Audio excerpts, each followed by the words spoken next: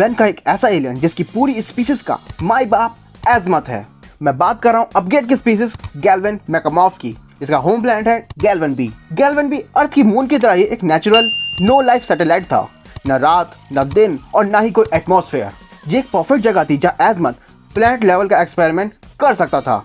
एजमत पूरी गैल्वन बी को एक हैबिटेट कॉलोनी बनाना चाहता था, पर एक छोटी सी गलती की वजह से एजमत ने यहाँ एक एंटायर स्पीसीज ही बना डाली जिन्हें गैल्वेनिक मैकामॉर्फ कहा जाता है। बेन का अपग्रेड भी इसी स्पीसीज से बिलोंग करता है। ये इतने स्मार्ट स्पीसीज थे कि इन्होंने कुछ ही दिनों में गैल्वन बी को एक स्मार्ट सिविलाइजेशन में बदल डाला था। लेकिन इन्हीं गैल्वन मैकामॉर्फ के बीच में एक म्यूटेंट ने भी जन्म ले लिया था। क्या तुम्हें उस म्यूटेंट का नाम पता है? Let me know in the comments. तो क्या तुम्हें पता है कि बेन के ओमिट्रिक्स में कितने डीएनए जेनेटिक सैंपल अवेलेबल हैं? 10, 20, 30 या 50? वेल, हमें इसका आंसर ओमिट्रिक्स खुद देगी। How many aliens can I turn into? 1,903 genetic samples available.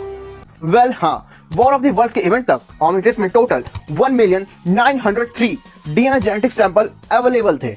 But इसके बाद भी कुछ डीएनए सैंपल्स और भी थे जो बेन ने आगे के इवेंट्स में कलेक्ट करे थे, जिसमें से पहला है वाटर हैजार्ड, दूसरा टेरास्पिन, तीसरा एनआरजी, चौथा आर्मोड्रिलो, पांचवा एम्फीबियन, छठा कमीलियन, सातवां किकन हॉक और लास्ट वैम्पायर शामिल है।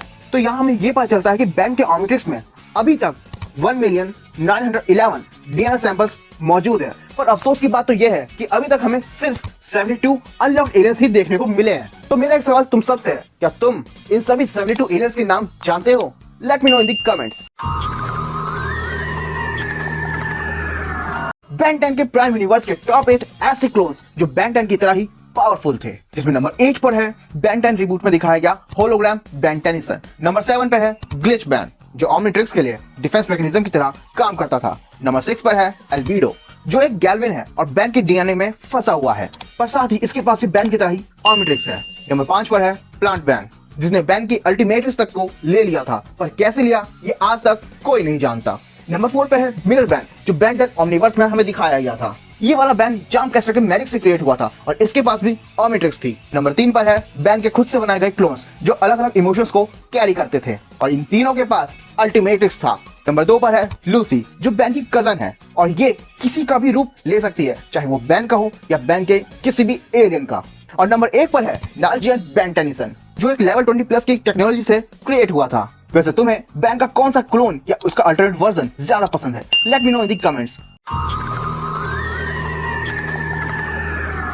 तो क्या होगा अगर तुम्हें पता चलेगा कि ओमनिट्रिक्स को भी परमिशन लेनी पड़ती है बेन को किसी भी एलियन में ट्रांसफॉर्म करने के लिए? वेल, मैं बात कर रहा हूं प्राइमस की, जो कि एक ऑर्गेनिक जाइंट मशीन है जिसे प्लांट कहना गलत बिल्कुल नहीं होगा।